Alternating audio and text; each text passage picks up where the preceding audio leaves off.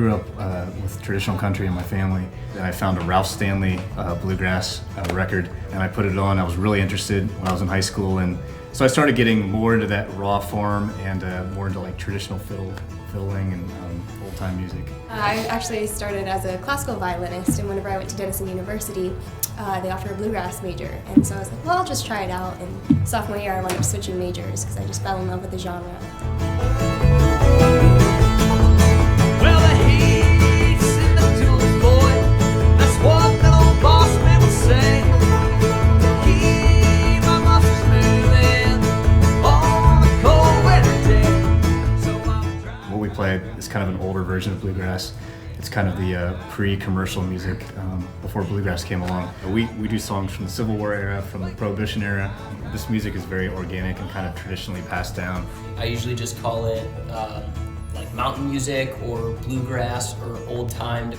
And really we play old music mostly, but we also write our own music in a similar style to old music, and we also are all influenced by newer styles of music like punk music and bluegrass, but we don't represent any specific like regional anything. I think it's the combination of all of it that makes us like really unique, and like people really are attracted to us because we bring in so many different like facets of different genres, and even within this genre in particular, like we have different backgrounds and different versions and styles of playing. There's a whole like community that play old-time music, and we're just kind of reflecting a small portion of that.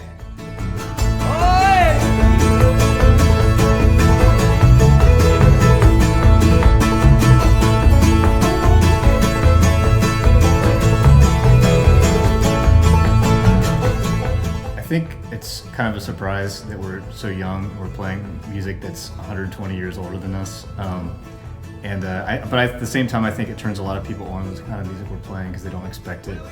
We'll have like people of the older generations, and we'll have kids with tie-dye shirts and dreadlocks, and then everything in between that. So it's kind of neat to see people of different walks of life, of that different, all come together for the same kind of music.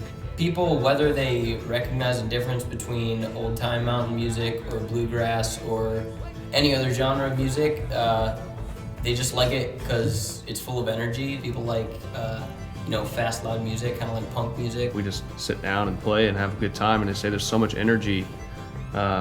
We see so much energy come out of you guys. It's just, you don't ever see that anywhere, so. Also the lyrics are kind of interesting, There's always like ballads and stuff that are really kind of morbid, but they're like really pretty. And then sometimes the lyrics are actually really happy, but it's like a little bit more like rough sounding. And so I think it's really interesting that you can get two different stories going with the two different angles of it, like whether you're listening to just the music or listening to the lyrics. So. Yeah, there's like 4 or 5 versions of these lyrics that are in other songs with different melodies, but it's really like the soundtrack of America. It really is. This music was developed here in the mountains by people who had, this is what they did for fun. They gathered together on weekends. They had square dances and contra dances, and this music is just so important. The whole point of this band, I think from the beginning, was to play music that we love and we feel connected to. So we're having a blast doing it.